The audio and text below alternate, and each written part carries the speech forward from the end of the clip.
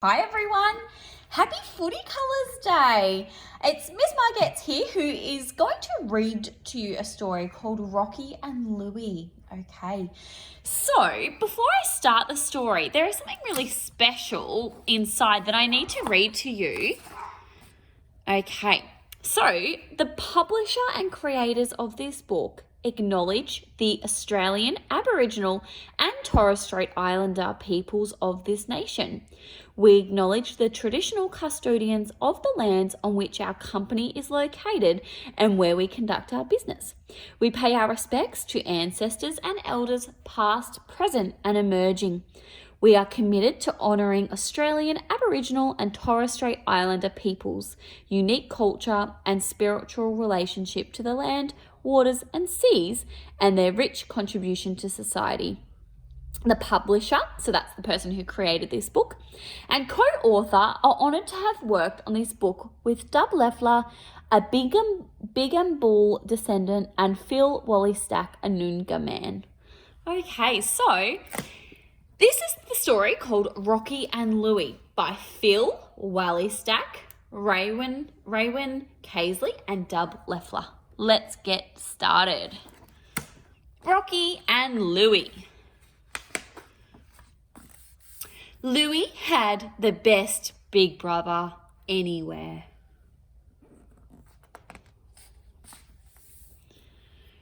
Rocky taught him how to kick a footy so it sailed between the sticks nearly every time. He taught him how to bounce the footy, do a handball, and how to keep away from the big fellas so they couldn't smash him. But Rocky taught Louie much more than that. He taught him about their country. Thanks to Rocky, Louie knew how to walk on their country. Don't step on the new shoots, Rocky said. I wouldn't step on you. He knew that you had to set lots of little cool fires so you wouldn't get a great big hot one. Fires are hungry, just like you, Rocky explained. Too right, Uncle Phil said. They can't grow if there's nothing to eat.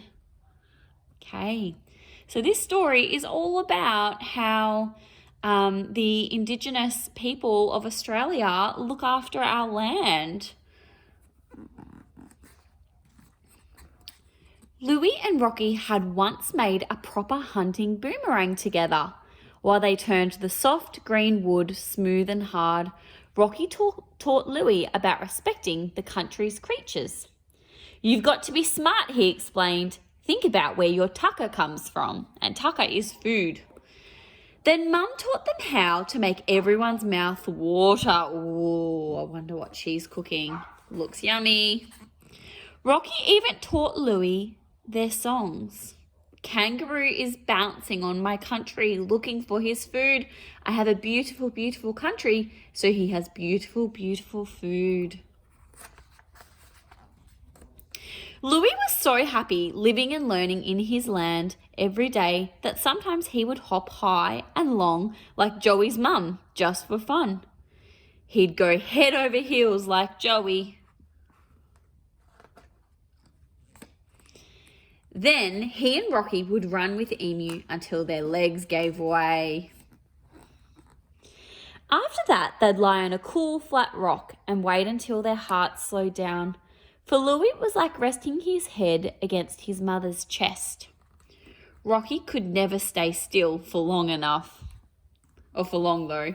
I wonder what sport he likes to play. Louie didn't think anything would ever change, but then one day Rocky came and found him. I'm leaving, Rocky said. I've got big dreams. I've got to go and chase them. What do you think Rocky's big dreams are? But I want to go with you, Louie said. No, you don't, Rocky said softly. This here is the place where you belong. So do you, whispered Louie. For the last 3 days before Rocky left, it seemed like he was always busy. The men had men's business to share with him. His mates wanted him to play one last game and then another. and Mum and all the aunties just wanted to fill him up. Oh, it looks like some really yummy bush tucker. Louie was afraid there wouldn't be any time for him to say a proper goodbye, show Rocky how he really felt. But then he thought of something. Louie searched, excuse my dog barking, Louie searched all over the country for the perfect branch. Kevin, sit down. See if he listens to me. Uncle Phil helped him split the branch in two. Then Louie poured all the love he had in his heart into one of the pieces so Rocky would know. Oops. Louie thought he'd be all right once he'd given Rocky his special gift, but when the time finally came for Rocky to go his heart, I'm going to start that again. Louie thought he'd be all right once he'd given Rocky his special gift, but when the time finally came for Rocky to go, his heart started to hurt all over again. Hey, don't be sad, little brother, Rocky said. I may be going away, but I'll never ever forget where I belong. Besides, you did such a good job on that boomerang. I know it will come back. They look so happy. And it did. How cool is that? Okay, and then I think we can see Rocky and Louie's inside their house. We can see a few things. We can see their football that they love. We can see the Aboriginal flag. We can see a boomerang and a trophy, lots of medals.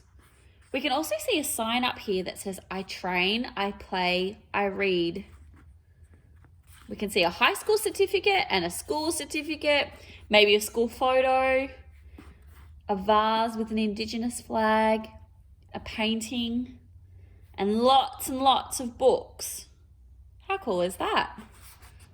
And that's the end of the story. So, I hope you really enjoyed Rocky and Louie. It's a really great story about two boys that grew up on the land and, chased their dreams. Bye!